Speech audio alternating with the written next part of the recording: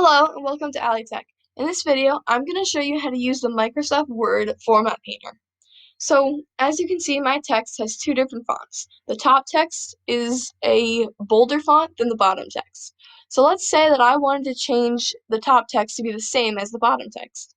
What I'm going to do is, using this Format Painter icon, I'm going to highlight over the text that I want to change the other one to.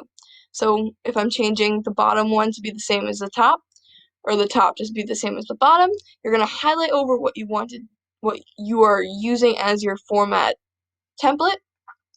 You're going to come up here and click the paintbrush. When you do that and you come over to start to highlight, you're going to see a little paintbrush icon next to your mouse clicker. That's how you know that the Format Painter is on and ready to be used. Next, you're going to highlight over what you're changing for font. Once you do that, the moment you let go of your mouse clicker, it is automatically going to change it to that exact font that you wanted. So now, all my work is in the same exact font. This actually comes well in handy if you ever are on a website and you copy and paste a quote or something, and you paste it into your document and it's not the same font. It's nice and easy to be able to just change the font to have it match the rest of your document, so you don't have to worry about weird different fonts from other websites or anything like that to mess up the format of your paper. Thank you for watching. Feel free to check out my other videos and any tips and tricks that you need on specific tasks throughout the school year.